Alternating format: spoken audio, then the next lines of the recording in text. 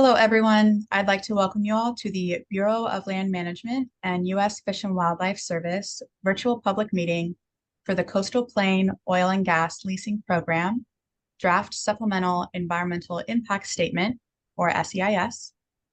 We're going to give folks just a few minutes here to join the meeting, and then we'll begin the presentation shortly, so please stay tuned. I do want to note that closed captioning is available by selecting the live transcript button icon on your Zoom toolbar and then selecting show subtitles.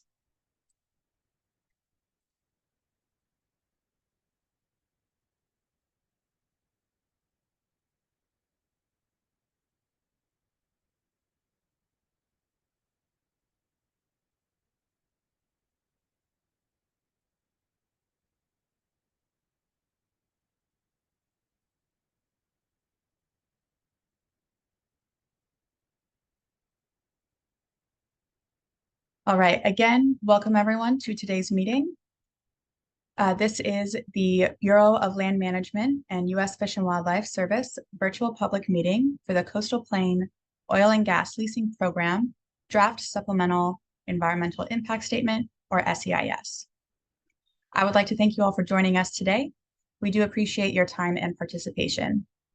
My name is Ali Yamnitsky, and I am with Environmental Management and Planning Solutions Incorporated.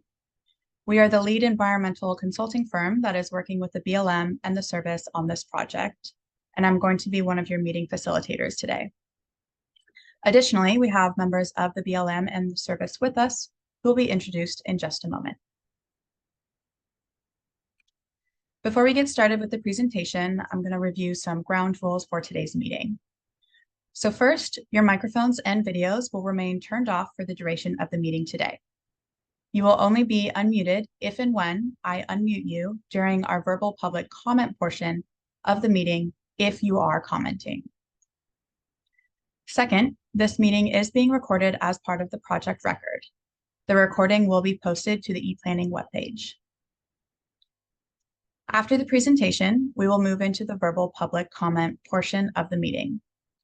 We did run a registration report at the start of the meeting today to identify those who indicated that they would like to offer a verbal public comment today during their registration. These individuals are on our list of pre-registered commenters. We will randomize this list and we will call on you after I provide additional instructions.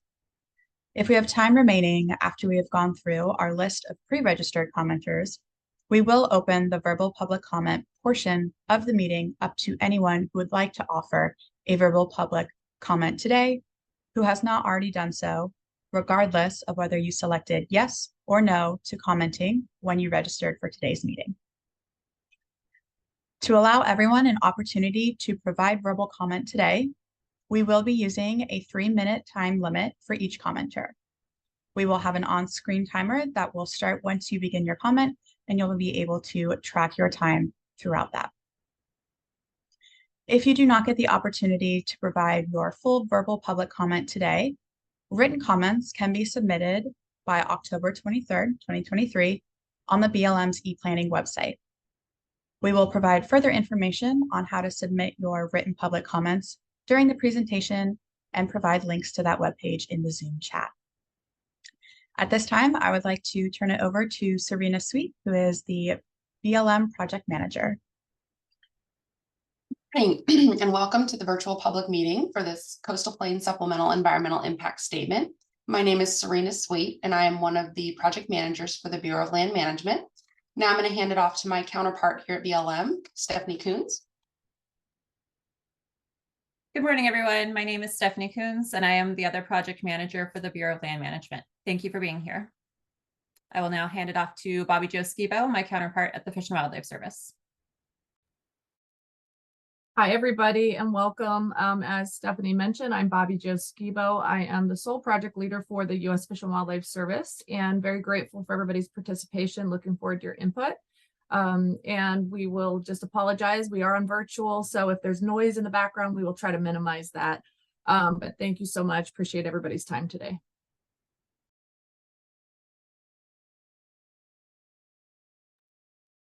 And I think we'll start there. Slide Perfect. 3. Thanks, Jim. Agenda.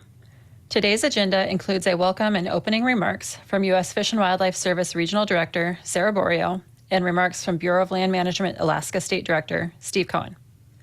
We will be providing an overview of the program area and agency responsibilities. We will also provide the background on how we got here and the framework we have used to complete the supplemental analysis for the oil and gas leasing program. In addition, we will provide an overview of the updated range of alternatives, including alternatives A, B, C, and D. We will discuss the tentative schedule for completion and will provide more details on how you can continue to participate in this process. Thank you for your interest in the draft Supplemental Environmental Impact Statement for the Coastal Plain Oil and Gas Leasing Program, which was released in early September. I am Steve Cohen, the State Director for BLM Alaska, joint lead agency on this project alongside the U.S. Fish and Wildlife Service. BLM's involvement in this program began when the Tax Act directed us to oversee and manage the Coastal Plain Oil and Gas Leasing Program. In 2020, the BLM completed an EIS and issued a record of decision for the Coastal Plain Oil and Gas Leasing Program that we know many of you were involved in. In 2021, we received new direction to revisit that EIS and complete a supplemental EIS to address legal deficiencies noted by the Secretary of the Interior. That new direction has gotten us to this stage in the process where we are seeking your input on the draft SEIS. We know many of you care deeply about this place, and we appreciate the opportunity to hear from you. Now I will hand things over to my colleague Sarah Borio, Regional Director of the U.S. Fish and Wildlife Service. Thank you, Steve, and thank you all for your interest in the draft Supplemental Environmental Impact Statement. As the land manager of the Arctic National Wildlife Refuge, the U.S. Fish and Wildlife Service is responsible for upholding the 5 purposes of the refuge: to conserve animals and plants in their natural diversity, to ensure a place for subsistence, hunting, and gathering activities, to protect water quality and quantity, to fulfill international wildlife treaty obligations, and more recently, to provide for an oil and gas program on the Arctic coastal plain. The U.S. Fish and Wildlife Service also has responsibilities under additional laws such as the Marine Mammal Protection Act, the Endangered Species Act, and the Migratory Bird Treaty Act. Throughout the supplemental EIS process, our team has worked hard to ensure that all of the purposes of the refuge were considered as we updated information. We utilized new data, science, and previously submitted and new local and indigenous knowledge. We are glad to have had the opportunity to work closely with the Bureau of Land Management on this draft supplemental EIS. The review and development of the draft was completed by a joint interdisciplinary team of the 2 agencies that took into consideration the valuable input obtained through the scoping process and from our cooperating agencies and tribal governments. The Arctic Refuge is a place that many people care deeply about. The refuge has been homelands of Alaska Native peoples since time immemorial, a place that provides physical and cultural sustenance. It is an important place for wildlife, including denning polar bears, the porcupine and central Arctic caribou herds, and migratory birds that come from all 50 states and as far away as Antarctica to spend the summer and raise their young. Some people have visited the refuge and were inspired by its grandeur, while others only dream of visiting but take solace in its existence. Your participation in the review of this draft SEIS is important to this process. We look forward to considering your feedback and working together to develop the final supplemental environmental impact statement. Thank you. Slide 5, Program Area. The Coastal Plain Program Area is composed of 1,563,500 acres within the 19.3 million acres of the Arctic National Wildlife Refuge.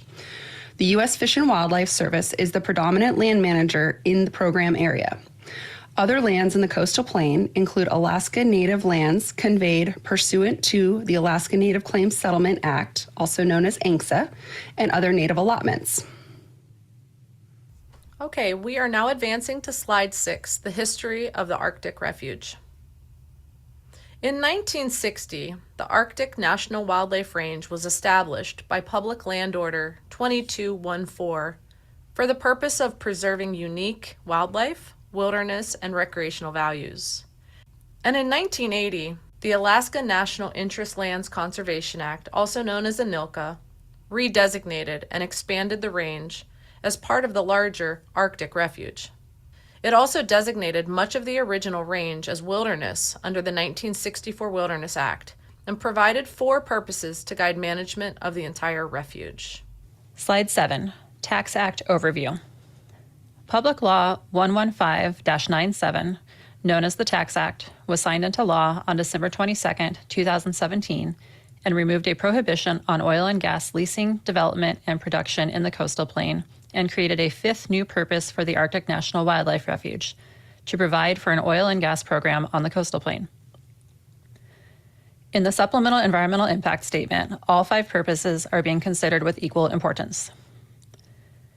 The Act also directed the Secretary of the Interior, acting through the Bureau of Land Management, to establish and administer a competitive oil and gas program for the leasing, development, production, and transportation of oil and gas in and from the coastal plain. Slide 8, Tax Act Requirements. The Tax Act required not fewer than 2 oil and gas lease sales within 10 years of enactment, 1 sale not later than 4 years, and a second sale not later than 7 years from enactment.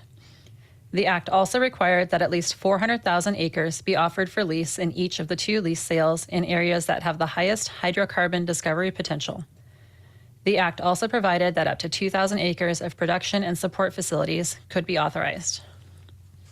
Slide 9, 2019 Environmental Impact Statement and Executive Order 13990. The Bureau of Land Management developed an environmental impact statement published in September 2019 and a record of decisions signed in August of 2020. In January 2021, the Bureau of Land Management held the first of 2 required lease sales and 9 lease tracts were leased. The Tax Act requires a second lease sale by December 2024. On January 20, 2021, President Biden issued Executive Order 13990, which directed the Secretary of the Interior to place a temporary moratorium on all activities related to the Arctic Refuge Oil and Gas Program, and to review the program and conduct a new comprehensive analysis of the environmental impacts of the program. Slide 10, Department Review.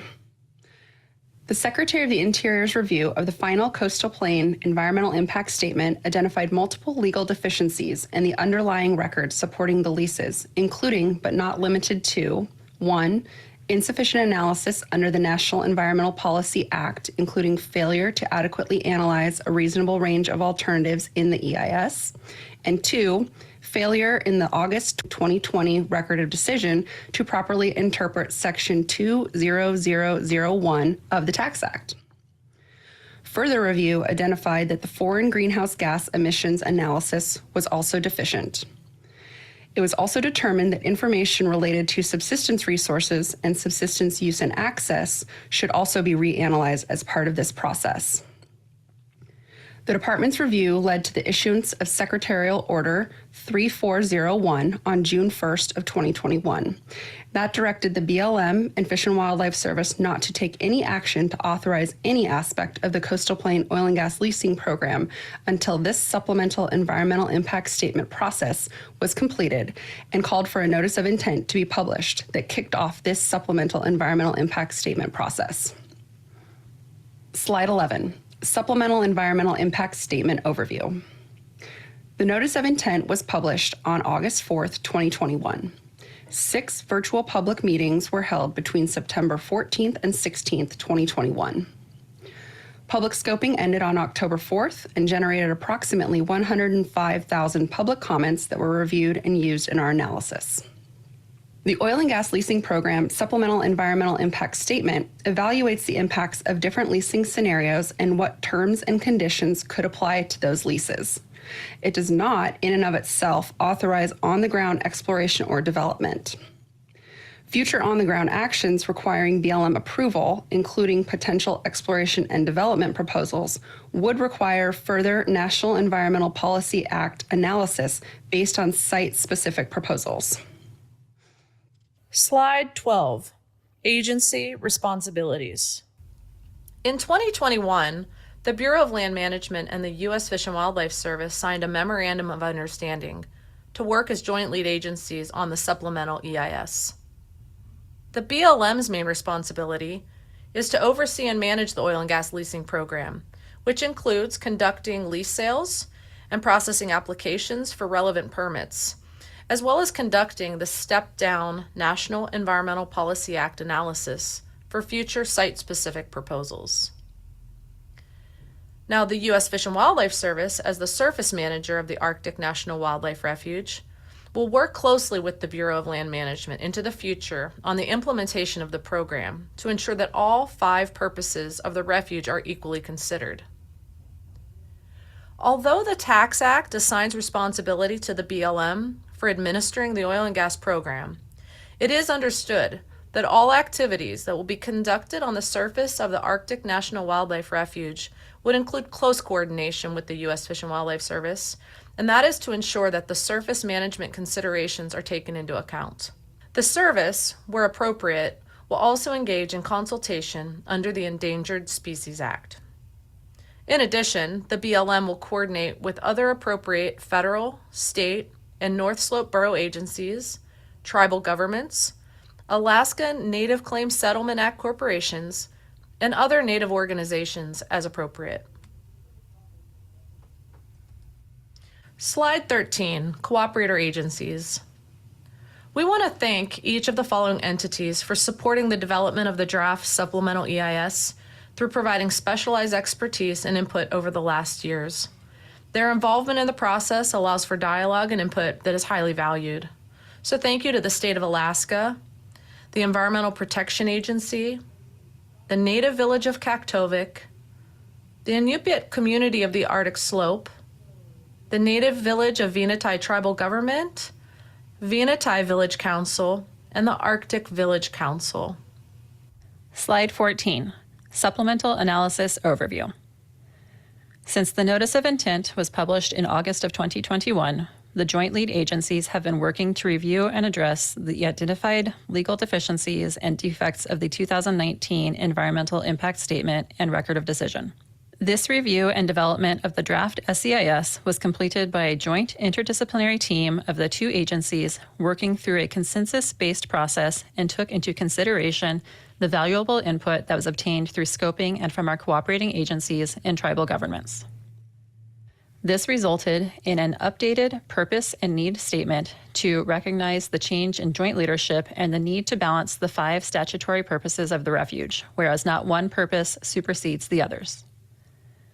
To address the misinterpretation of Section 20001 of the Tax Act, the supplemental analysis also produced a new range of alternatives, including a completely new alternative, Alternative D, and alternatives that are estimated to have less than 2,000 acres of surface disturbance, Alternatives C and D, compared to the original EIS that had 2,000 acres of surface disturbance across all action alternatives. The team also focused on significant updates to the lease stipulations and required operating procedures using the best available science, data, and indigenous knowledges that are available. The reasonably foreseeable development scenario was also updated and refined to help us in our analysis. You can find this updated scenario in Appendix B, and you will see how each component of surface disturbance, such as central processing facilities, roads, or gravel pits, are now being calculated and how this applies to each alternative under consideration. Our team has also conducted a more comprehensive analysis of greenhouse gas emissions and have updated the analysis for your consideration in the draft SEIS. We have also updated and reanalyzed information related to subsistence resources and use and access and have produced a new ANILCA Section 810 subsistence evaluation. Slide 15, updated range of alternatives. The table that you see shows that the alternatives under consideration include A, B, C, and D. The table also highlights how stipulations and required operating procedures were addressed and how analysis, seismic exploration, and surface disturbance acres would apply across the range. Slide 16, Alternative A, no action. Alternative A would not fulfill the direction under the Tax Act to establish and administer a competitive oil and gas leasing program. We're required to include analysis of the no action alternative in our NEPA documents. Under Alternative A, the no action alternative, no federal minerals in the coastal plain would be offered for future oil and gas lease sales following the record of decision for the supplemental EIS.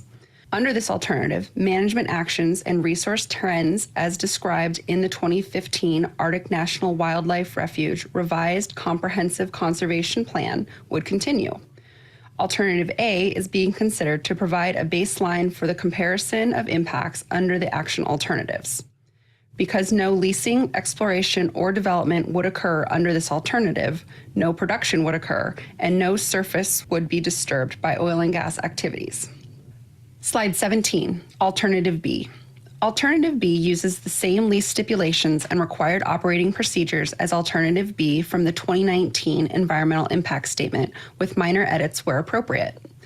This alternative would offer the opportunity to lease the entire program area with the fewest acres of no surface occupancy stipulations. However, it would provide additional protections in the form of other lease stipulations and required operating procedures that would apply to post-lease oil and gas activities to reduce potential impacts. An estimated 2,000 acres of surface disturbance would occur under Alternative B. Once 2,000 acres of disturbance are reached, then no additional disturbance would be allowed pursuant to the Tax Act. Seismic exploration would be allowed to occur across the entire program area. You can view more regarding the areas of the coastal plain that would be available for lease sale and applicable stipulations under Alternative B in Maps 2-1 and 2-2. Slide 18, Alternative C. Alternative C includes the same lease stipulations and required operating procedures as Alternative D1 in the 2019 Environmental Impact Statement, with minor edits where they were appropriate. The key changes under this alternative for the leasing SEIS include the following. Seismic exploration would only be allowed in areas made available for lease sale, and the reasonably foreseeable development scenario of surface disturbance would be 1,464 acres, and this is a reduction of 536 acres from Alternative B. Under Alternative C, portions of the coastal plain would not be available for lease sale as shown on Table 2-1. In addition, a large portion of the remaining area would be subject to what is considered no surface occupancy stipulations. These stipulations prohibit infrastructure on the surface, but still allow the lessee to access and produce oil and gas from the subsurface. In some instances, more prescriptive required operating procedures are analyzed under Alternative C than under Alternative B. And you can view more regarding the areas available for lease sale and the applicable stipulations. Those will be found on Map 2-3 and Map 2-4. Slide 19, Alternative D. Alternative D is the new alternative, and it addresses the National Environmental Policy Act deficiency identified by the Secretary in Secretarial Order 3401. Alternative D was derived from Alternative D2 in the 2019 Environmental Impact Statement. It also offers the minimum amount of acreage required by the Tax Act. This new alternative incorporates more protective lease stipulations and required operating procedures than any alternative previously analyzed. It has the most acres with no surface occupancy stipulations, and it stresses protection of the 4 conservation-oriented statutory purposes of the Arctic National Wildlife Refuge. It also has an area identified for no leasing in the lowest hydrocarbon potential area, which also happens to correspond to high-quality caribou habitat as well.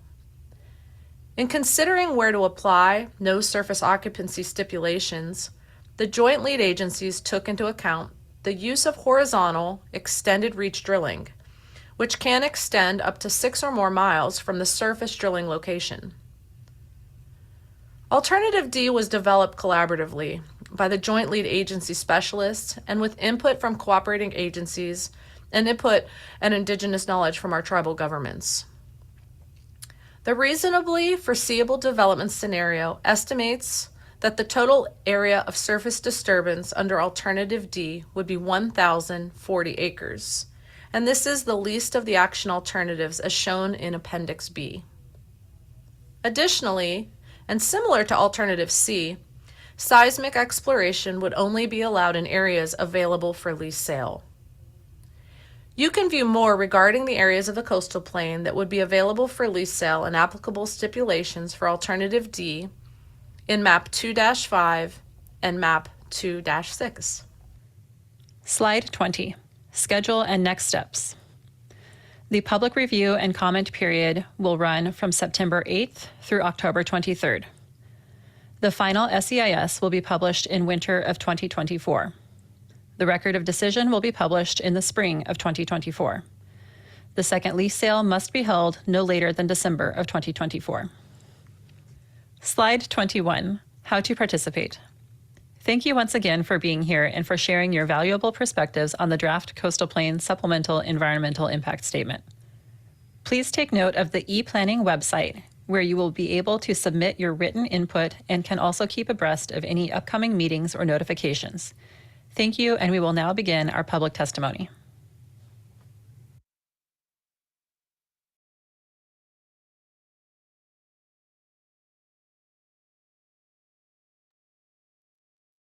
All right, so I'm now going to go ahead and read through the instructions for commenting today. So for those participants who indicated that they wanted to offer a verbal public comment when they pre-registered for today's meeting, we do have a list of those participants and we will be calling on you. As we proceed, participants will be able to provide their comments in a randomized order. Again, if you registered before the start time of today's meeting, you are on our pre-registered commenter list. When it is your turn to provide your comment, we will read your name aloud from the list and display your name on the screen. We will also display the name of the next commenter who's next in line. When you hear your name called out, please use the raise hand feature so that we know you are available and ready to offer your comment. You can access the raise hand feature by clicking on either the reactions icon or the participants list icon, both of which are located at the bottom of your Zoom screen. If you wave your mouse back and forth across the bottom of your screen, these icons should appear. You may also need to exit out of your full screen Zoom view to see these icons. You can then select the raise hand feature, again, either located in the reactions icon or at the bottom of your participants list. Once you have raised your hand, you will then be unmuted so that you may provide your verbal public comment. Sometimes you may be double muted. If that is the case, I'll go ahead and prompt you to unmute yourself on your end so that we're able to hear you.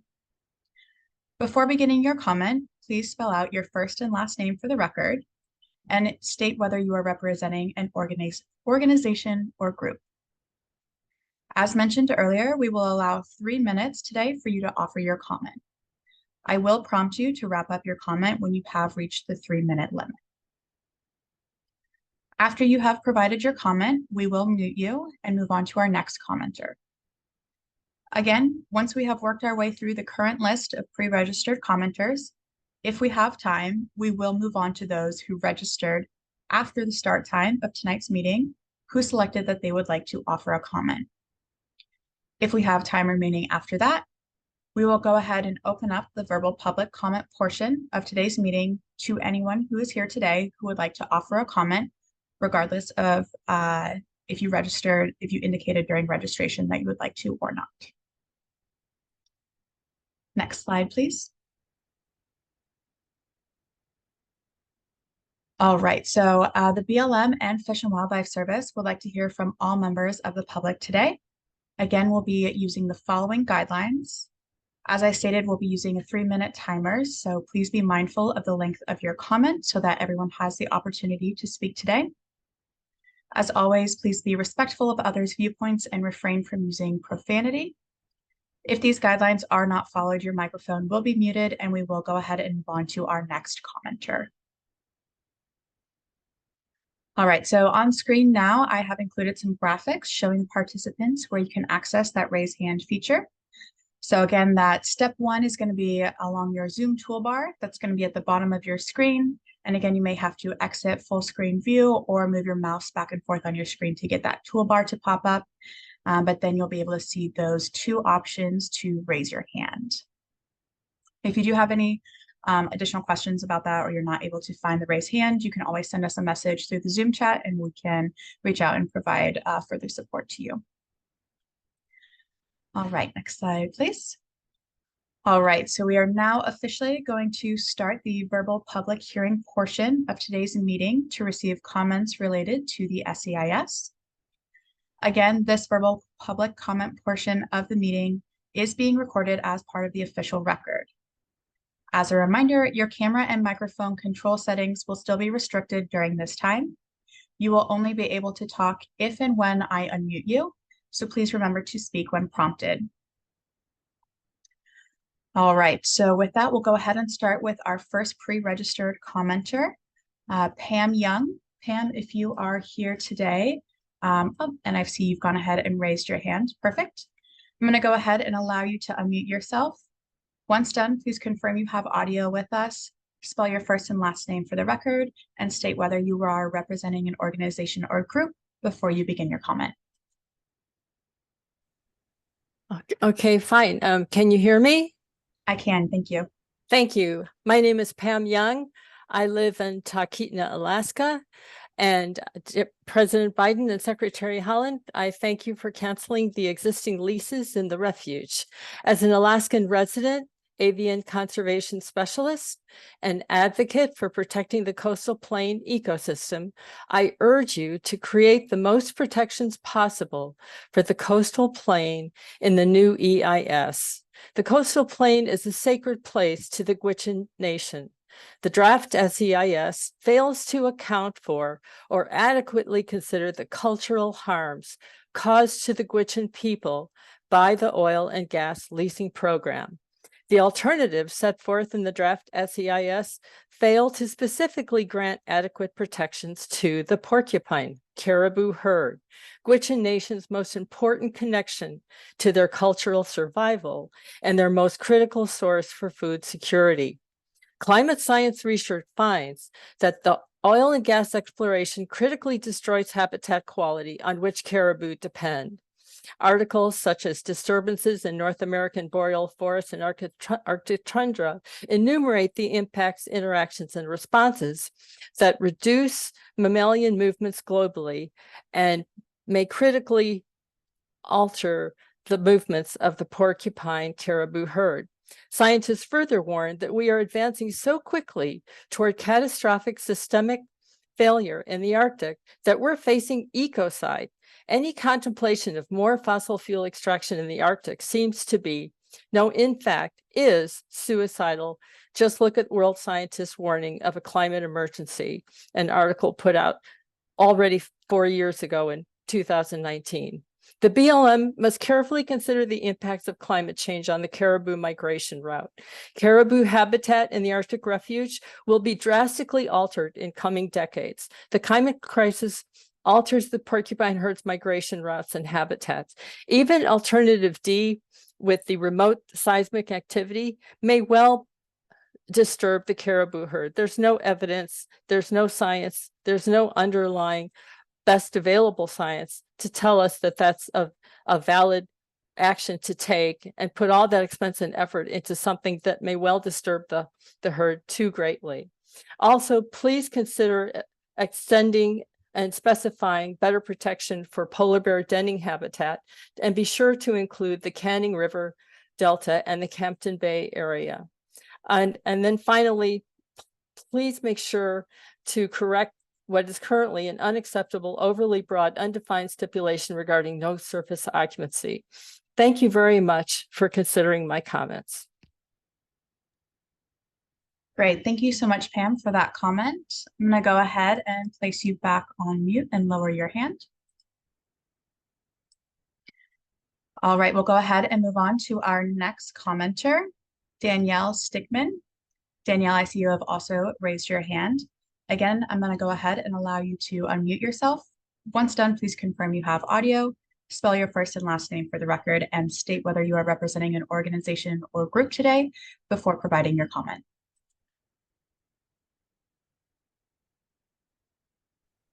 Can you hear me? We can, yes, thank you. Danielle Stickman, DANIELLE STICKMAN, and I'll be representing the Wilderness Society today.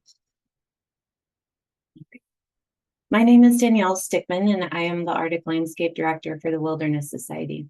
We are deeply grateful for the Department of the Interior for canceling all remaining leases on the coastal plain of the Arctic National Wildlife Refuge after determining that they were unlawfully issued.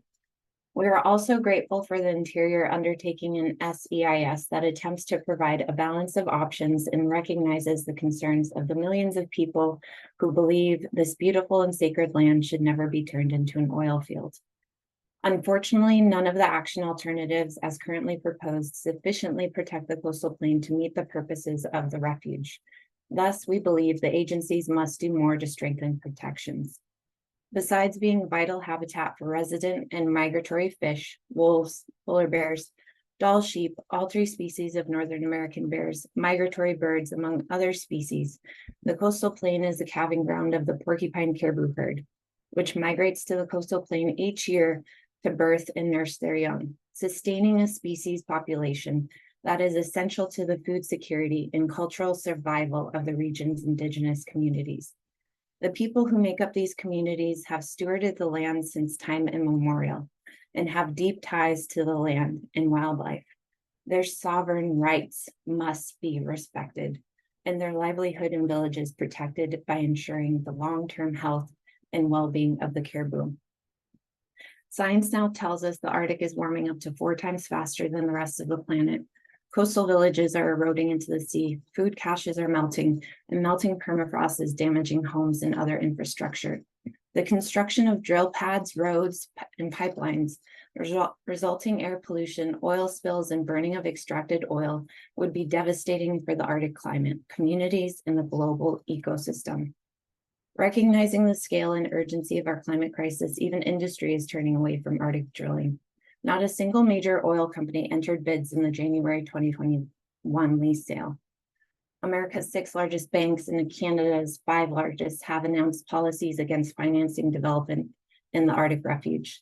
20 insurance companies now have policies against insuring drilling in the Arctic refuge, and more are moving in that direction every year. They recognize that drilling on sacred land and worsening the climate crisis is bad business. We urge you to protect Alaska Native communities, our climate, and the last great wild intact landscape in America. We are asking you to select the most protective alternative that ensures irreplaceable cultural and ecological values are fully protected from the threat of oil and gas development in accordance with the law. It is morally, culturally, and scientifically the right thing to do. Chin on for the time to speak today. Thank you. All right, and thank you, Danielle, for your comment. I'm going to go ahead and place you back on mute and lower your hand, and we'll go ahead and move on to our next commenter. Next up, we have Julianne Warren. All right, and Julianne, I see you've raised your hand. As with the others, I'm going to go ahead and allow you to unmute yourself. Once done, please confirm you have audio, spell your first and last name for the record, and state whether you are representing an organization or group before providing your comment. Hi, Julianne Warren, Juliannewarren.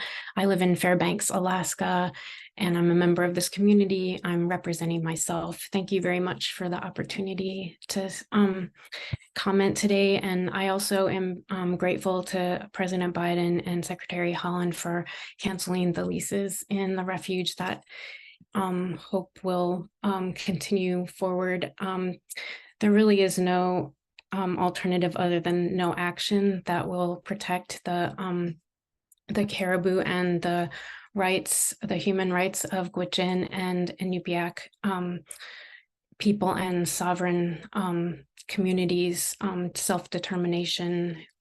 This has been their homeland for time immemorial for thousands of years. Gwich'in know this place as Ishikwatsang Gwandai Gudlit, and the SEIS and other all along the way have failed to take into account Indigenous and Gwich'in and Inupiaq and expertise and science.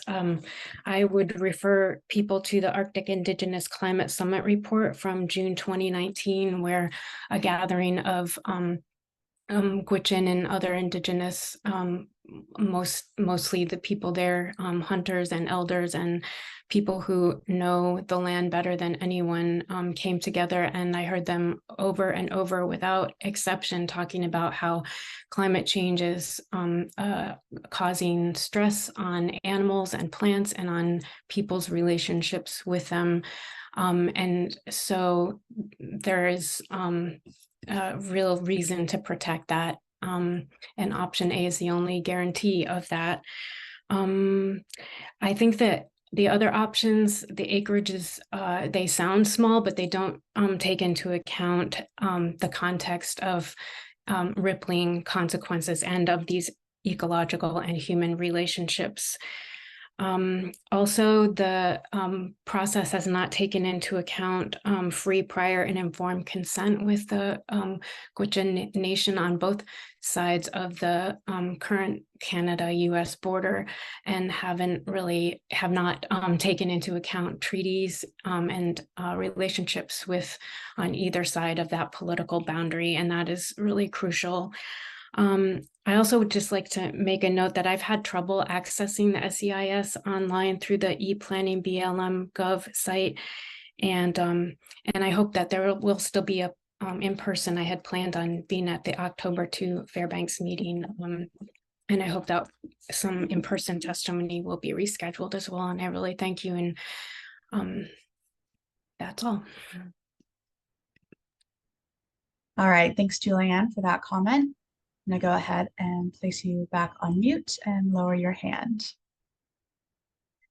We'll go ahead and move on to our next commenter, Austin Amusk. Apologies if I mispronounced that last name, but if you would like to provide a verbal public comment today, please go ahead and access that raise hand feature. Again, that's going to be at the bottom of your Zoom screen along that toolbar. All right, Austin, I see you've raised your hand. As with the previous commenters, I'm going to go ahead and allow you to unmute. Once done, please confirm you have audio, spell your first and last name for the record, and state whether you are representing an organization or group before providing your comment. Hey, good morning. Can you hear me? I can, thank you. Thank you. Yeah, for the record, my name is Austin Amasuk. First name Austin, last name Ahmasuk. Yeah, thanks for this opportunity to speak on this issue, the coastal refuge, coastal plain. These lands are very important culturally. I think the proper term for how important these lands are to people, indigenous people, is that they're priceless. And that priceless virtue of these lands, it really can't be replaced or reconciled with industrial development. It looks like the joint lead agencies consulted with tribal governments, but the SEIS still underestimates the intrusion of oil and gas development on those lands. It seems as though the SEIS still gives a tremendous amount of decision-making power to non-indigenous entities, essentially the oil industry or other interests, not indigenous interests. And it seems like there's an imbalance of power of people that are from that area who aren't just stakeholders. They're sovereign governments. They're tribes.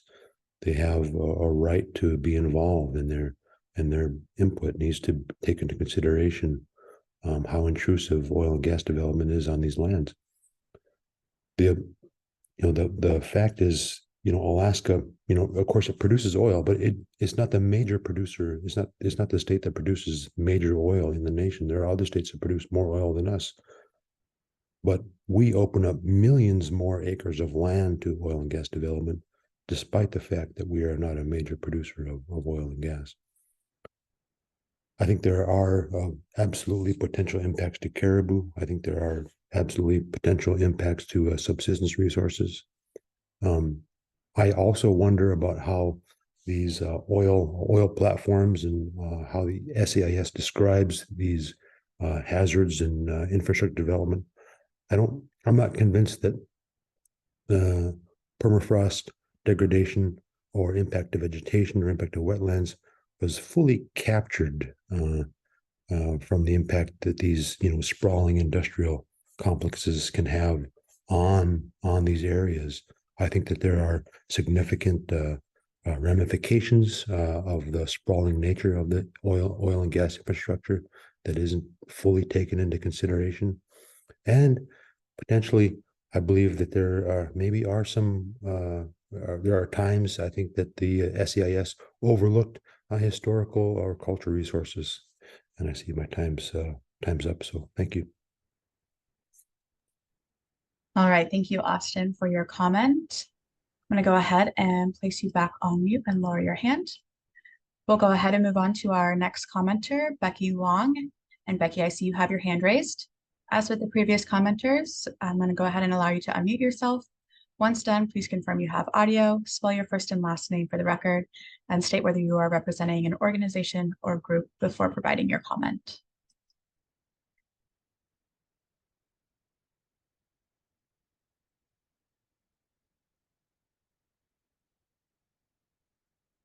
Hi, can you hear me? Yes, I can. Thank you. Hello? Okay, so my name is Becky Long, B-E-C-K-Y for my first name, L-O-N-G for my last. I'm testifying as an individual. I'm a resident of Tana, and I have been doing almost every step of the EIS process for years, almost since the 1980s. I am going to provide written comments. So right now, I'm focusing on water resources. I support the no action alternative, although I hope that means that if I support the no action alternative, that you don't dismiss my comments, because I know you have to consider an oil and gas. So I also will have more comments than just supporting the no action alternative. Basically, I believe that there in the coastal plain, in the Arctic refuge, there is not enough water resources for any oil and gas exploration. Any of the action alternative talking about ice roads, dewatering, gravel pits, and just the whole thing. I just don't think there's enough water. There is not the same water resources as there is further to the west in the NPRA. And coastal plain, it's a very different situation in the east. I think that any oil and gas development is going to go against the other four purposes of the refuge, and that's not good. And just for the public record, I want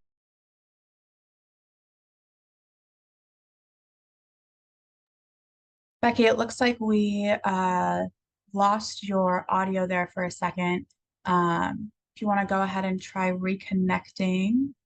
I'm not seeing a microphone on your end, which I think means possibly some technical issues have happened with your computer. Let's try that again.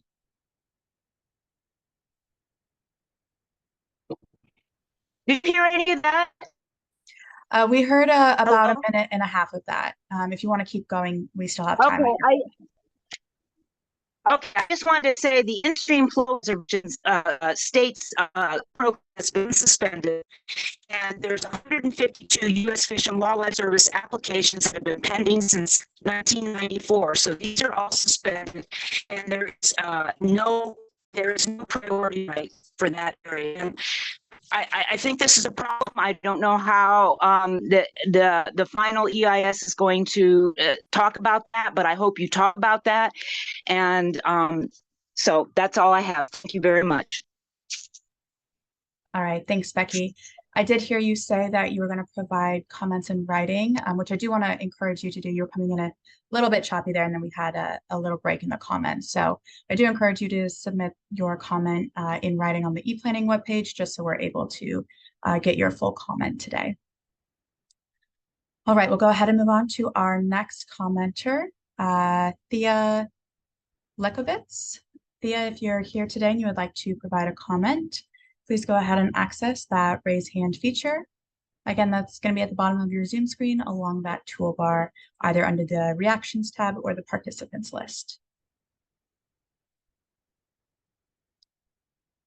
All right, and I don't see Thea on our list of participants today, so we'll mark down that name and move on to our next commenter and then check back in a little bit later. All right, next up we have Christy Hoyne. Christy, if you're here. All right, I see you've raised your hand. As with the previous commenters, I'm going to go ahead and allow you to unmute. Once done, please confirm you have audio before spelling your first and last name for the record, stating whether you are representing an organization or group, and then you may begin your comment.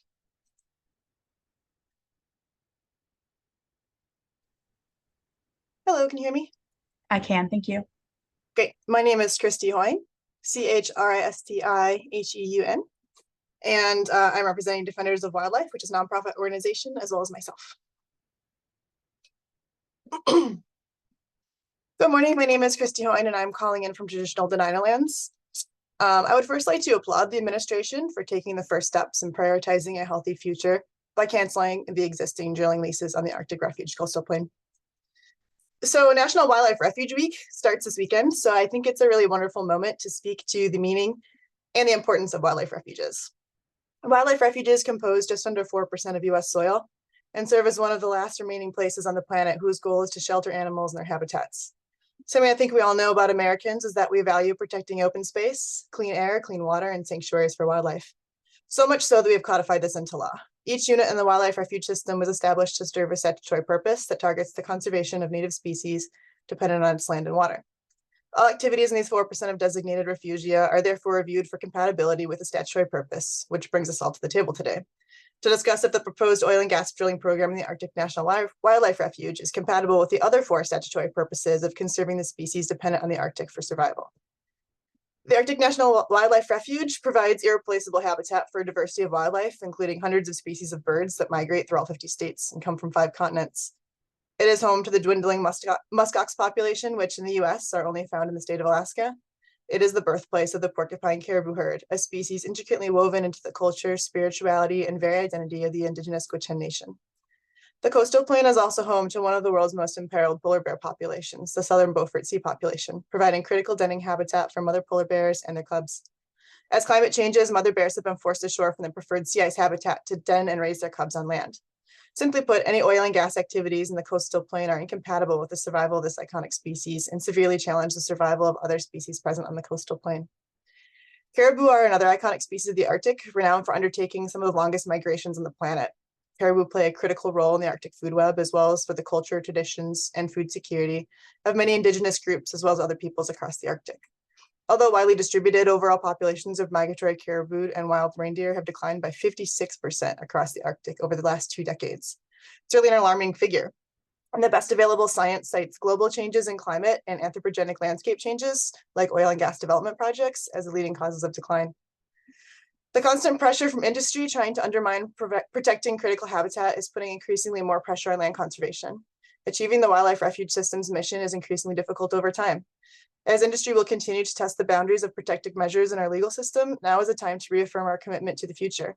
Now is a time to stand firm and uphold the original statutory purposes of the Arctic National Wildlife Refuge, to protect those who cannot protect themselves.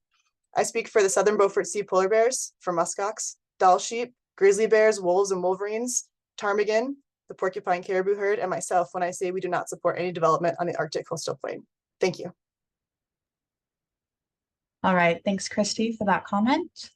I'm going to go ahead and place you back on mute and lower your hand, and we'll go ahead and move on to our next commenter. So next up, we have Glenna Gannon. Glenna, if you are with us today and you'd like to provide a comment, please go ahead and access that raise hand feature. Again, that's going to be at the bottom of your Zoom screen along that toolbar under either the participants list or the reactions tab. All right, and I don't see Glenna on our participants list today, so we'll go ahead and move on to our next commenter. Next up, we have Kayla Hood. Kayla, if you are on the call today and you'd like to provide a comment, please go ahead and access that raise hand feature.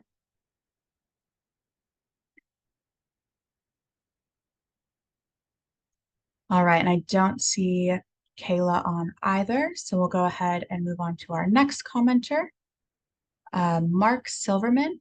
Mark, if you are on the call today and you'd like to provide a comment, perfect, I see you've raised your hand. As with the others, I'm going to go ahead and allow you to unmute yourself. Once done, please spell your first and last name for the record and state whether you are representing an organization or group before providing your comment.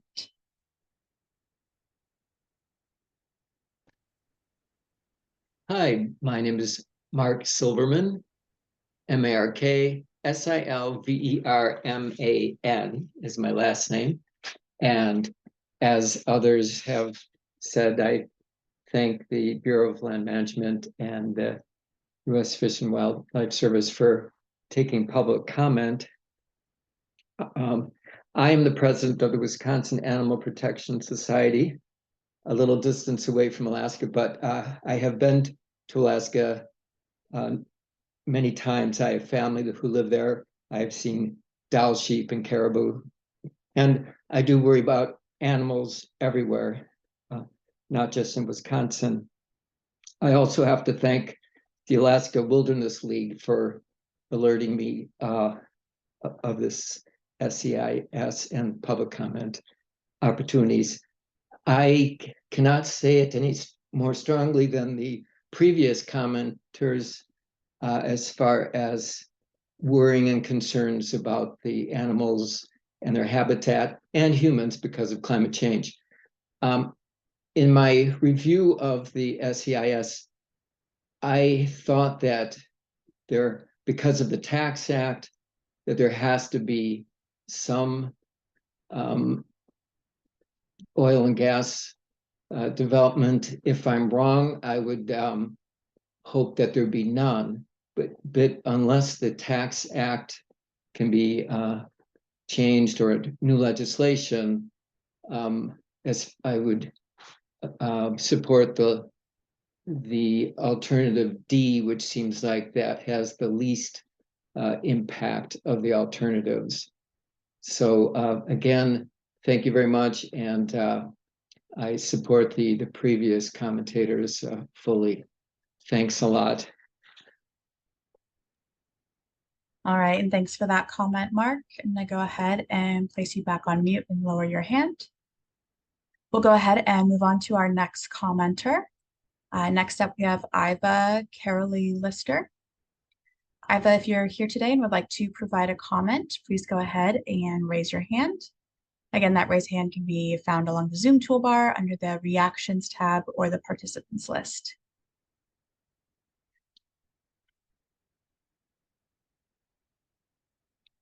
I do see, Iva, that you are on our participants list today.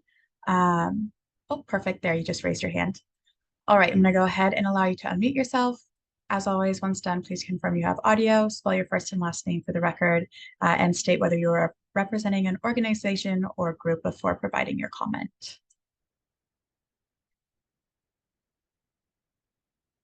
Hi, my name's Iva, spelled IVA, KAROLY-LISTER, and I'm in Anchorage.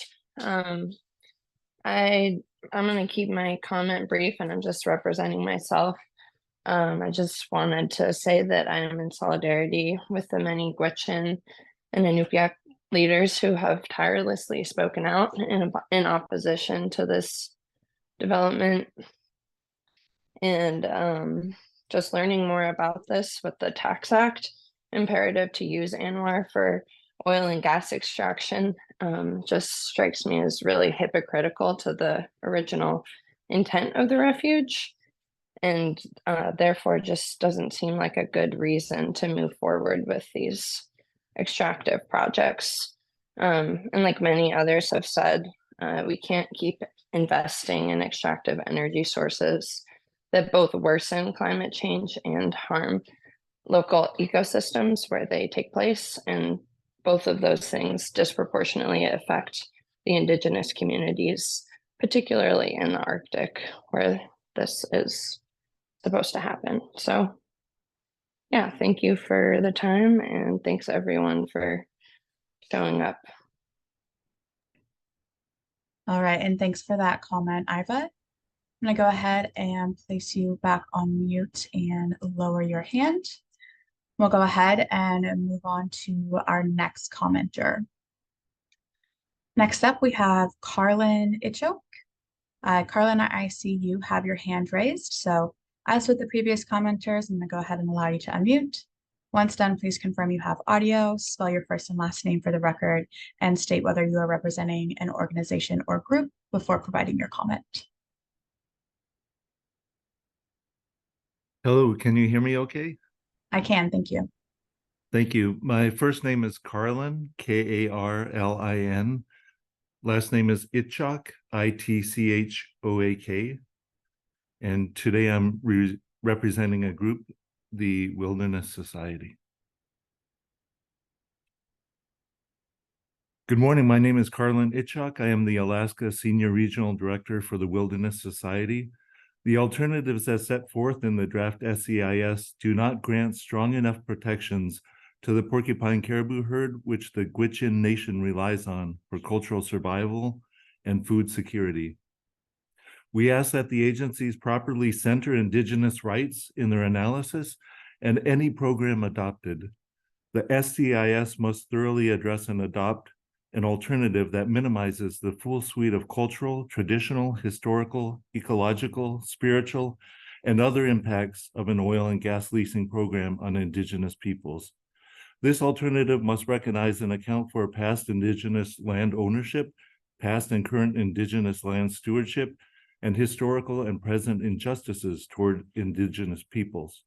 The alternative must fully incorporate and create space for traditional Indigenous knowledge, Indigenous worldviews, and future shared stewardship by Indigenous peoples. While Alternative D provides a start to addressing some of those necessary elements, other critical considerations have been left out, including the following three recommendations submitted during the scoping period. 1, further minimizing the acreage available for leasing. 2, including additional stringent and importantly non-waivable stipulations for resource protection developed through government-to-government consultation and incorporating traditional Indigenous knowledge. 3, deferring lease implementation and any permitting of exploration or other development activities until certain conditions are met, including but not limited to a formal apology by the President of the United States to the Indigenous people of the Arctic for historical injustices. 2, co-creation of a plan for future shared stewardship, shared land ownership, and co-stewardship of the Arctic Refuge. 3, free, prior, and informed consent by Indigenous peoples in the impacted area before proceeding with any leasing or permitting implementation. Listing of the coastal plain as a traditional cultural landscape on the National Register of Historical Places, and complete mitigation of all climate impacts and meaningful federal investment in a just transition for Alaska Native communities to a clean energy economy. In the final SEIS, the agencies must fully incorporate and create space for traditional Indigenous knowledge, Indigenous worldviews, and future shared stewardship by Indigenous peoples through inclusion and adoption of a maximally protective alternative. Furthermore, stronger protections for subsistence resources is paramount, as the current alternatives do not adequately protect local subsistence resources. It is critical the administration strengthen and select the alternative that would most protect Arctic Refuge from devastating impacts of the oil and gas leasing and development. Kuyanakpak, thank you for your time. And thank you for that comment, Carlin. I'm going to go ahead and place you back on mute and lower your hand. All right, we'll go ahead and move on to our next commenter. Next up is Robert Rosenfeld. And Robert, I see you have your hand raised. As with the previous commenters, I'm going to go ahead and allow you to unmute yourself. Once done, please confirm you have audio, spell your first and last name for the record, and state whether you are representing an organization or group before beginning your comment. Good morning. My name is Rob Rosenfeld, R-O-B-R-O-S-E-N-F-E-L-D, and I'm representing myself. Who in their right mind actually really thinks that the porcupine caribou herd will continue to migrate to the 1002 area, which is their birthing grounds, where 40 to 50,000 young are born annually? Who really thinks that they will continue to return and thrive with the loud noises and repulsive smells of oil development? Who in their mind? Over the years, I have developed deep friendships with the Gwich'in community, and I have seen with my own eyes how important caribou is to them and how profound their system of sharing with one another is. Their system of sharing is integral to who they are. I also have listened to the fear in their voices and have seen how stressed many people are due to the threat of oil development. And sadly, I have seen many of my friends shed tears due to the ongoing threat to their way of life that is dependent on the porcupine caribou herd. Regarding the SEIS, BLM, and U.S. Fish and Wildlife have failed. You have not taken this opportunity to accurately depict the social and economic and environmental justice impacts to the Gwich'in community if oil development was to occur in the 1002 area. The social impacts to the Gwich'in is barely mentioned in the SEIS. This is no way to treat the first people of our country. There is no mention of how the fabric of their social structure would be severely impacted if the caribou migration didn't pass by their communities. The process and the continuation of a 39-year assault is an injustice unto itself, as the tribes must bear the financial burden to host hearings and to travel to educate policymakers. There is no mention of the stress that they experience by the mere threat of development to the caribou nursery, which they call the sacred place where life begins. The final SEIS must analyze in depth the social and economic risks to the Gwich'in Nation. The final SEIS must fairly analyze the risk to the caribou. Stop with the delusion that the caribou will be barely impacted. The SEIS mentions that there is only a risk if there is an oil spill. Really? That's it? That is insane, as the web of infrastructure required for oil development is expansive. The sounds, the obstacles are many, and the pollution is extensive. The SEIS does not adequately assess the imminent potential risks to the caribou and consequently to the Gwich'in.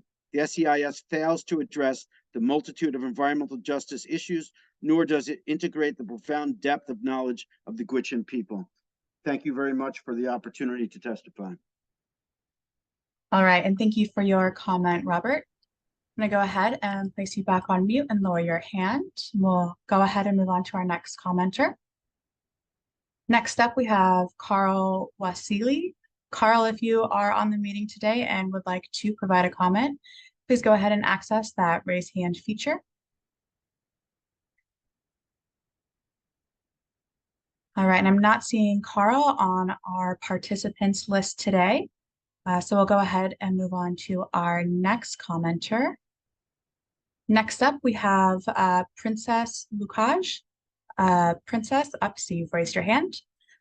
Like with the previous commenters, I'm going to go ahead and allow you to unmute yourself. Once done, please confirm you have audio, spell your first and last name for the record, and state whether you are representing an organization or group before providing your comment. Shalaknai, Shojita Jayoji, Netsaikwich and Ithi.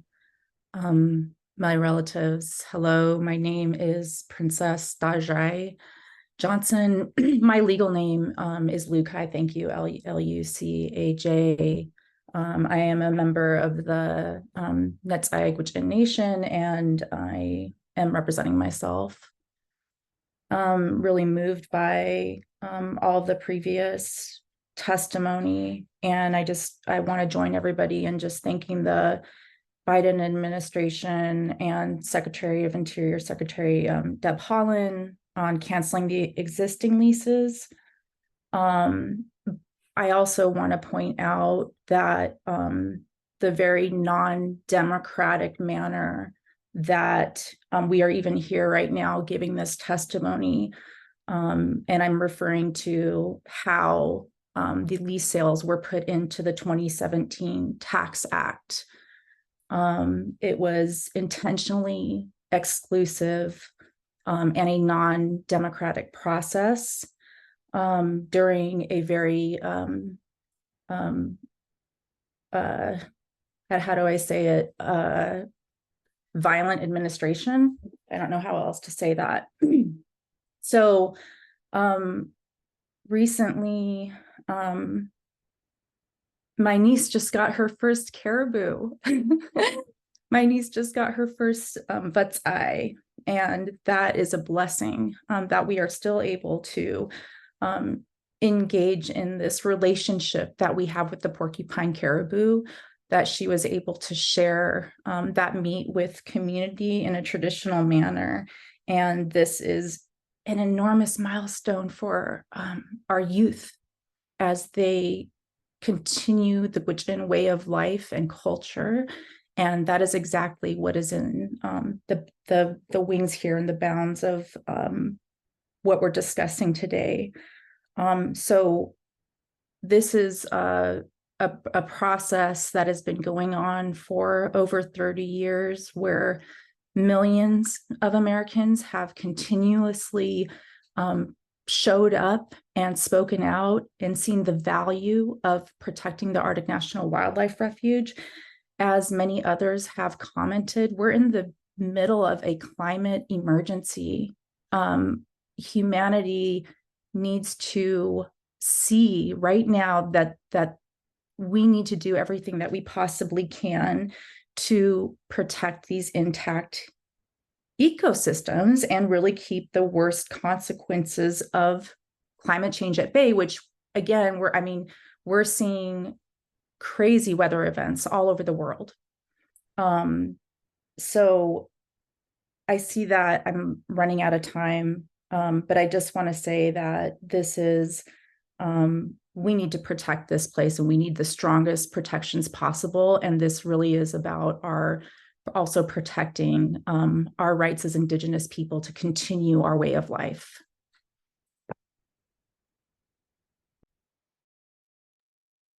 All right, thank you so much for that comment, Princess. I'm gonna go ahead and place you back on mute and lower your hand. All right, we'll go ahead and move on to our last pre-registered commenter, Andy Modrow. And Andy, I see you have your hand raised. So again, like I have done with previous commenters, I'm going to go ahead and allow you to unmute yourself. Once done, please confirm you have audio, spell your first and last name for the record, and state whether you are representing an organization or group before beginning your comment. Awesome. Can you hear me? I can, thank you. Excellent. My name is Andy Modrow, ANDY MODEROW,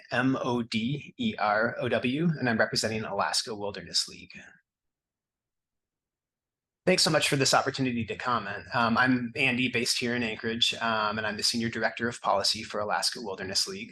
We'll definitely submit more detailed comments later in this comment period, but we want to thank the Biden administration and the department for recent action in America's Arctic that are great steps towards restoring the rule of law and thoughtful policy decisions in land use decisions. We are grateful that President Biden recognized the legal flaws to the Trump-era leasing program and recently rescinded the ADA leases, and that today we are considering a draft EIS that will help fix some of the most glaring errors.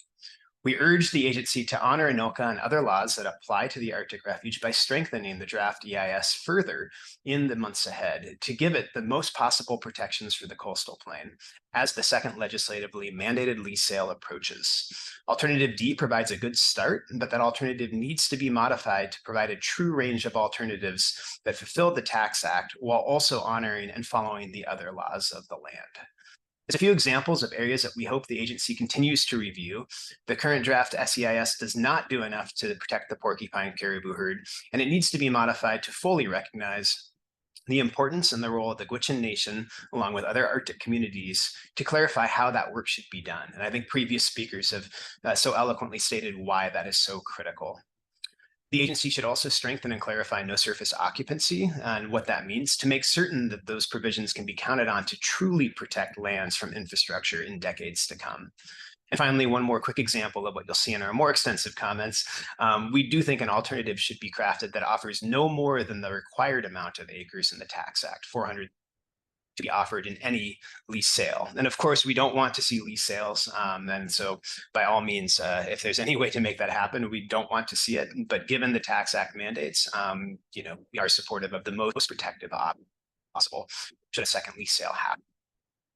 So again, those are just a few examples, and we look forward to submitting more extensive comments in the weeks to come of what needs to change in the EIS to get it where it needs to be. But basically today, we just wanted to get on the record to recognize the positive steps that this administration is bringing through this process.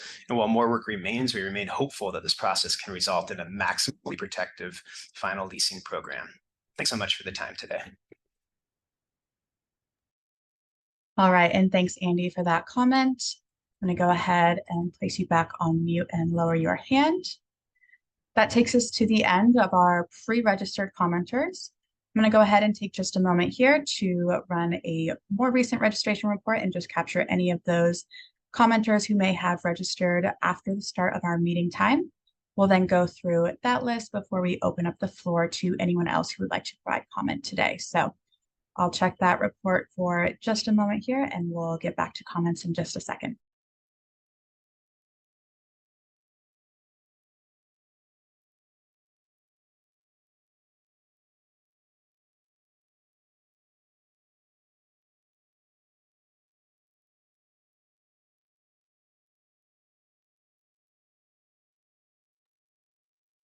All right, doesn't look like we had any late commenters register after the start of the meeting, but I do want to go ahead and loop around to some of those names that we called on, but we did not have participants on the call to raise their hand. So first up, I'd like to go back to Carl Wasili. Carla, if you are here on the meeting today and would like to provide a comment, please go ahead and raise your hand. You can find the raise hand feature at the bottom of your Zoom screen. Perfect. I see you've gone ahead and raised your hand. All right. So as we've done with the previous commenters, I'm going to go ahead and allow you to unmute yourself. Once done, please confirm you have audio, spell your first and last name for the record, and state whether you are representing an organization or group before providing your comment.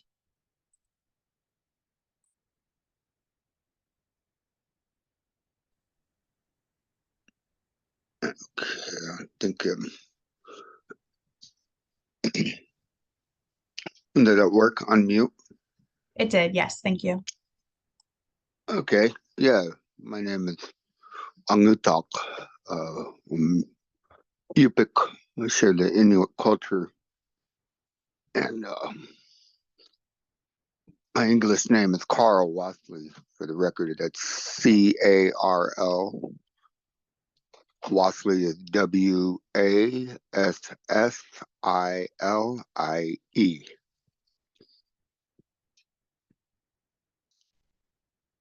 Okay, is that what you needed to start?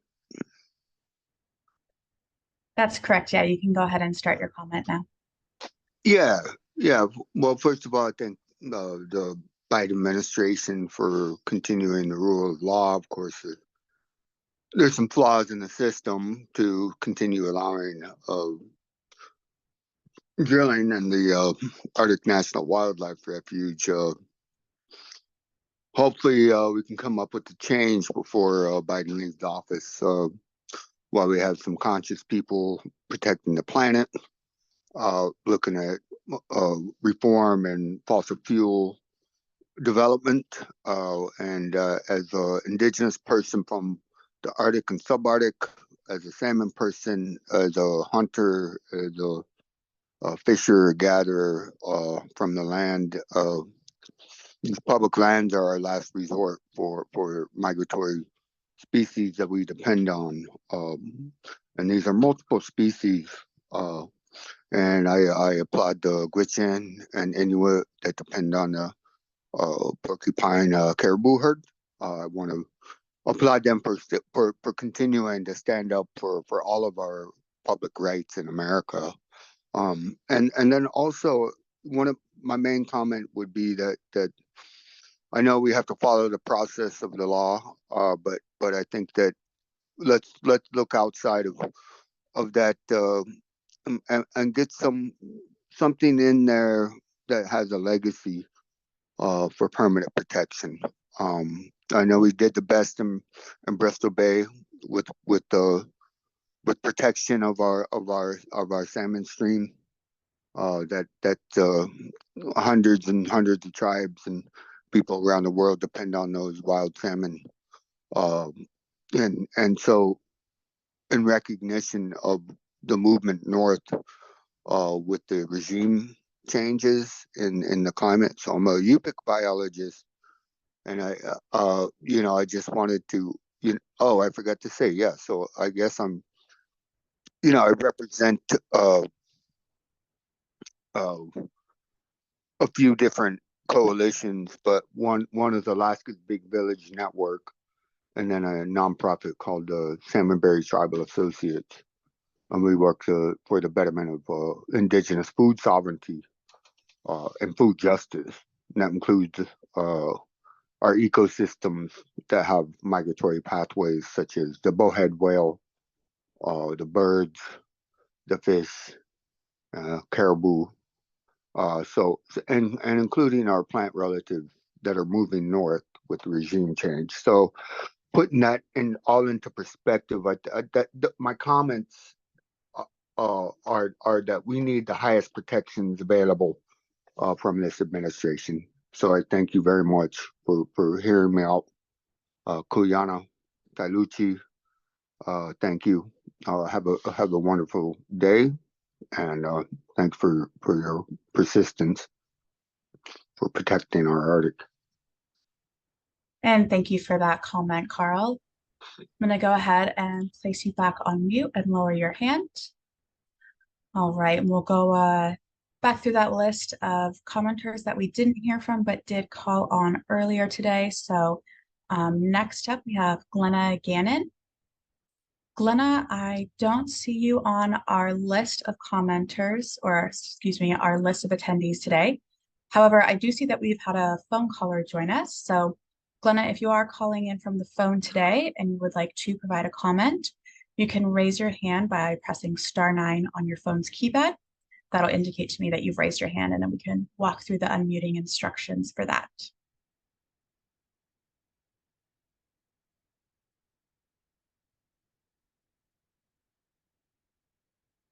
All right, and I'm not seeing any raised hands for Glenna, so we'll go ahead and move on to our next commenter, Thea Levkovitz. Thea, if you are on the call today and would like to provide a comment, please go ahead and access that raise hand feature. Again, I'm not seeing Thea's name on our list of attendees, but again, if you are calling in through the phone today and you would like to provide a comment and your name is Thea, please go ahead and press *9 on your phone's keypad.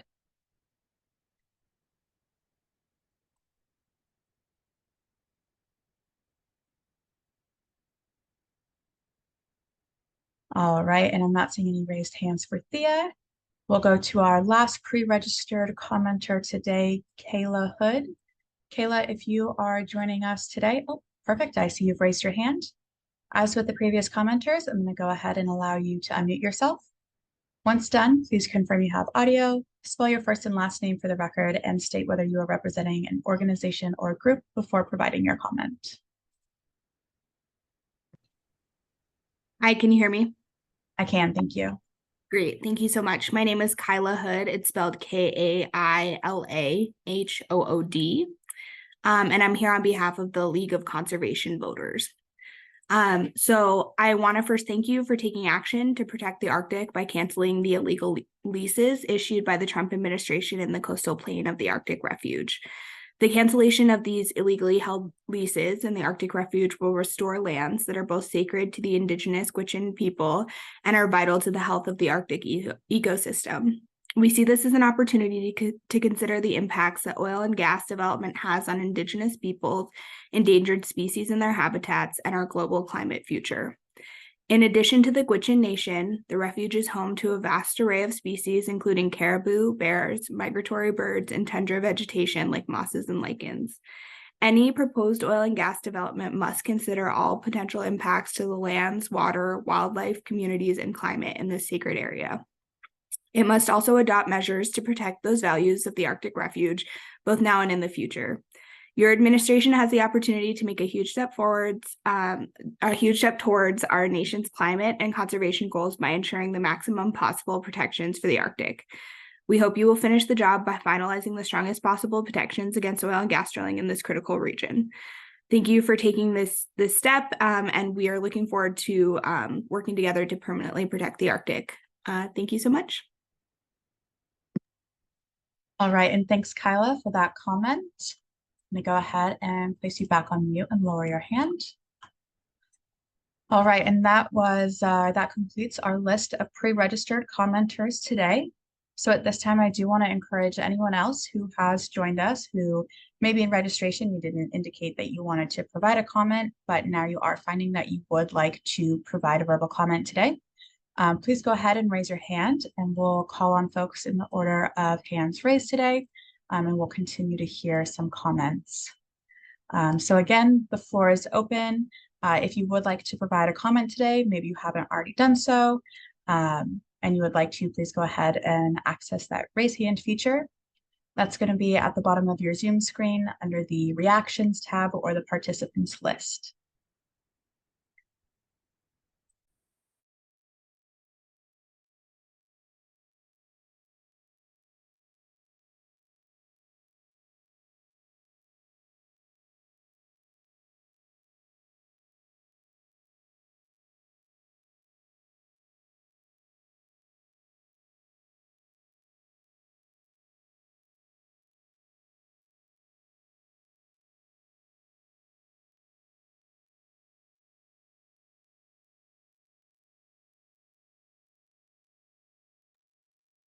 And again, just as a reminder, we have opened the floor to anyone who would like to provide comment today, whether you checked yes or no during registration.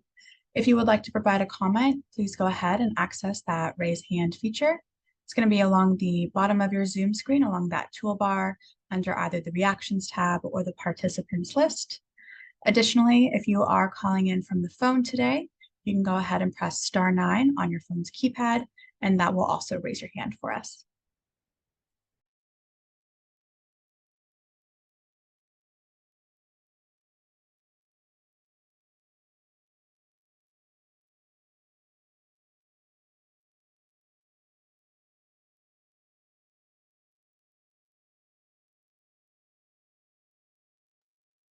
All right, and it does look like our phone caller has raised their hand. So phone caller with the last 4 digits or phone number ending in 1656. I'm going to go ahead and allow you to unmute yourself. Once done, please confirm you have audio before spelling your first and last name for the record, and stating whether you are representing an organization or group before providing your comment. As a reminder, I know you can't see the screen today, but we do have a 3-minute timer for comments just to ensure that everyone is able to provide comments today. If we do reach the end of that 3 minutes, I will prompt you to wrap up the remainder of your comment today.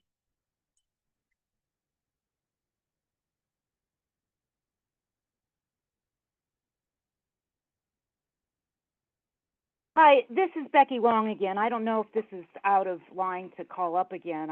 My connection was screwed up. Is it okay if I talk for just one sentence? Yeah, definitely. You are coming in clearer than you were before. Yeah, connectivity is not really good. I just hope that you got in the public record about the fact that the State of Alaska Reservation of Water program for the in-stream flow reservation is suspended. So the 152 U.S. Fish and Wildlife Service applications for ISRs that have been pending state adjudication since 1994 are suspended. They will be in pending status for who knows how long. This is a political football in the state. There's a lot of politics involved. So there are 140 lakes, 12 streams, and 116.7 river miles. The ISRs for them will be suspended. I don't know how this is going to affect the supplemental EIS, and because in the supplemental EIS they say that those pending ISRs were given priority rights. So that sentence is probably going to have to be changed in the final. And anyway, I just think this is a real important issue, and I will give better comments, more detailed comments later on in my written. So thank you very much for this opportunity to talk again. Thank you. All right, and thanks, Becky, for calling in to make sure that we got that for the record. We do appreciate that. Go ahead and place you back on mute and lower your hand. And again, we have opened up the floor today. So anyone who has joined us for this meeting, if you would like to provide a verbal public comment, you can go ahead and raise your hand and we will allow a 3-minute window for you to provide a comment. So we'll give it a few minutes here to see if we get any raised hands. After that, we'll go ahead and close out the meeting, but I do want to make sure that if anyone does have any, would like to provide a comment today, again, you can go ahead and access that raise hand feature and we'll allow that.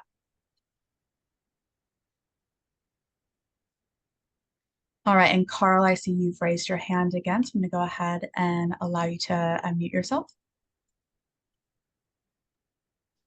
Yeah, this is Carl Wassley. I know we had a period of time here, but I'm wondering if I can continue making comments. Yeah, is that we can do another 3 minutes. okay? Great, thank you. Kuyana. As I said, my traditional name is Angutak. If you want that for the record, it's ANGUT'_AQ. Angutak. That's my ancestral Yupik name. It's Inuit culture. So my relatives are also dependent on the bowhead whale, as well as the caribou, and we share relations over millennia with the indigenous peoples of the region. And you know, I reserve all water rights for our traditional hunting and fishing under Anilka Title 8. First of all, Anilka Title 8 has not been fully utilized by and it's being recognized by conservation and environmental groups to protect our resources. There's a referral that I would just like to put on record called Alaska Natives and the Land. It was a joint state federal commission regarding Alaska Native use of these lands.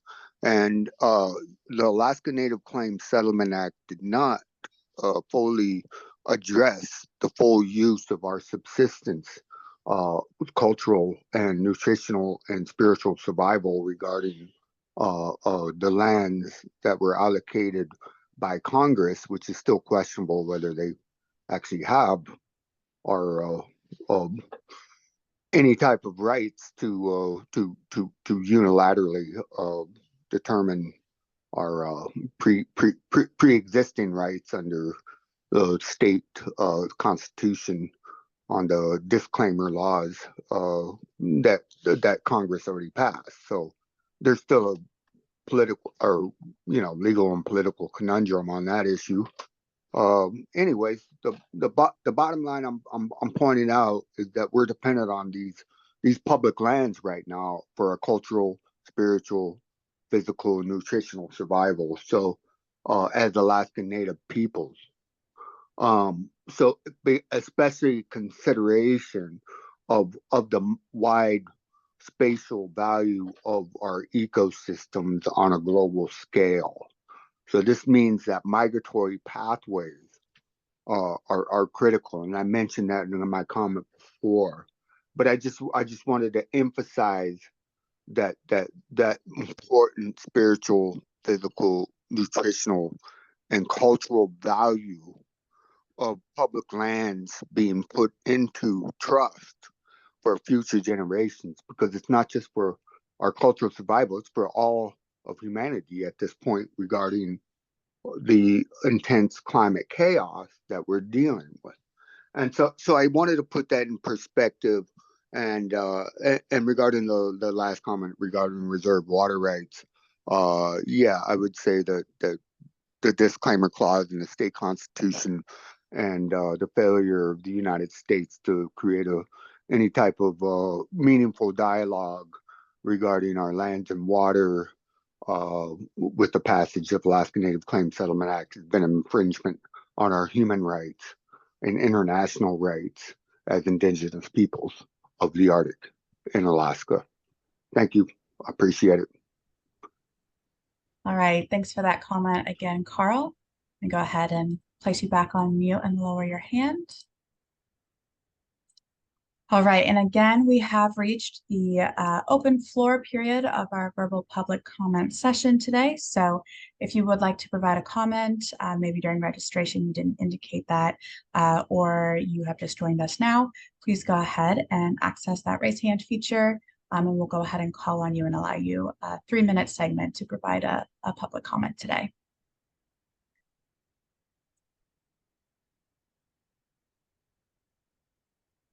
All right, Robert, I see you've gone ahead and raised your hand. I'm going to go ahead and allow you to unmute yourself for another 3-minute comment portion. Yes, thank you so much for allowing me to speak again. This is Rob Rosenfeld, ROBROSENFELD, testifying on my own behalf. I wanted to address the issue of locations of the hearings. It's been commonplace for most SEISs in Alaska and beyond to include Anchorage as a meeting location. And it's also been commonplace for Washington, D.C. to be a place where hearings occur. I request that you reconsider those locations and add Washington, D.C. and Anchorage to the list of places that folks can testify. I understand that you're attempting to replace those 2 hearing locations with virtual. I'd just like to note at the first virtual meeting, only 2 people testified. And I think that's on the federal agencies for not advertising these hearing opportunities adequately. And the reason why I wanted to emphasize the importance of a Washington, D.C. hearing location also is that the refuge is important to all Americans. My first comment focused on the social and cultural and economic and environmental justice impacts to the Gwich'in. But in addition to the importance that the refuge has to our First Nation friends, the value of the refuge has importance to many people around the world. In 1986, I went to Tanzania to witness the wildebeest migration. I sat for days in awe and watched approximately 1 million wildebeest migrate. It changed me. It changed me forever. I haven't returned since 1986, but it gave me great comfort to know that they still thrive. I can still see them in my mind's eye as clear as day. Growing up in New York, I was saddened when I learned about the decimation of the buffalo. Years later, I learned of the great porcupine caribou migration, and it brought me joy and still does. So I wanted to emphasize the importance of being able to hear from people all over the United States. And this virtual setup doesn't allow for that properly. Again, thank you so much for allowing me to speak again. Have a great day. All right, thanks, Robert, for that comment. Just going to go ahead and place you back on mute and lower your hand. All right, so I don't see any other hands raised at this time. So I do want to give about 5 minutes here for anyone to go ahead and raise their hand for an additional comment. If we don't see any further hands after that, we'll go ahead and close out the meeting. So again, we'll have about 5 minutes here before we close out if anyone has additional comments that they would like to provide.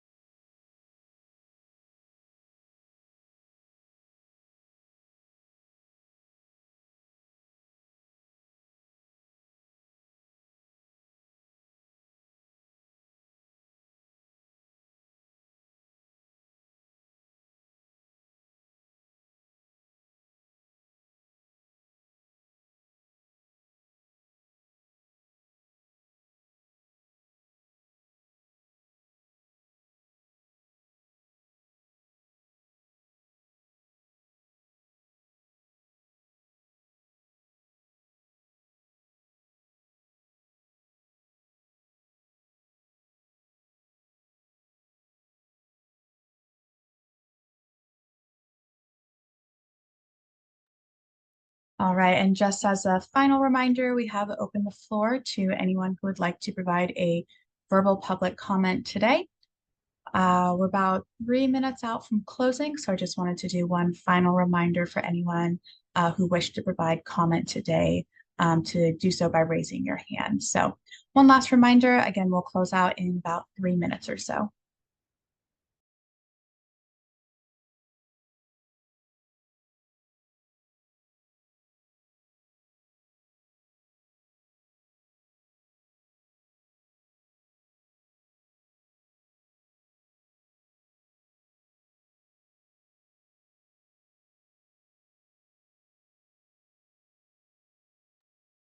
All right, and Lois, I see you've raised your hand.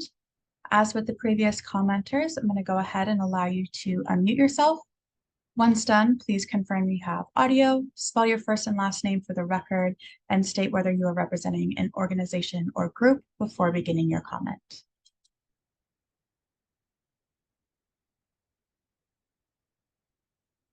Hello, this is Lois. Can you hear me? I can, thank you. Great. I actually have a question. I am representing myself with this question. I am wondering, based on the presentation, when the acreage was laid out for the different alternatives, the reasonably foreseeable development, the numbers that were less than 2,000 acres, is that a limit or is that just the expectation of how many acres would be developed? Does the 2,000 acre limit apply to each of the alternatives? I'm hoping somebody can answer that question. Yeah, thanks, Lois, for that question. I'm going to go ahead and turn it over to Serena to provide the answer. Thank you, Allie. Yeah, this is Serena Sweet again from BLM. So the changes in the acreage from alternative to alternative are considered our reasonably foreseeable development scenario acreages. Those are used based on the anticipated amount of impacts per alternative, but it does not change the fact that the Tax Act allows for a 2,000 acre development cap. So that was used to analyze across alternatives what we believed the acres of impact could be. But again, it does not change the ceiling of the 2,000 acre cap for acres of development. I hope that answers your question. It does. And also, I have reviewed the Appendix B and looked for the major changes. Are there other significant changes besides that modeling change of how many acres are likely to be developed? I didn't see any other major changes. I think that would be a question we would want to get some more input on. If you wanted to provide that in writing, we could look into that while we're going through the rest of our substantive comments. We could also follow up with you, Lois, if there's specific things that you're looking for, but I don't have a specific answer at the moment to that. Okay, I will send it to you in writing. Thanks very much, Okay. Serena. Thank you, Lois. All right, thanks, Lois. We have reached the end of that 5 minutes, so I do want to provide some closing remarks. Once again, just thank everyone for their participation today, for joining the meeting, for your comments.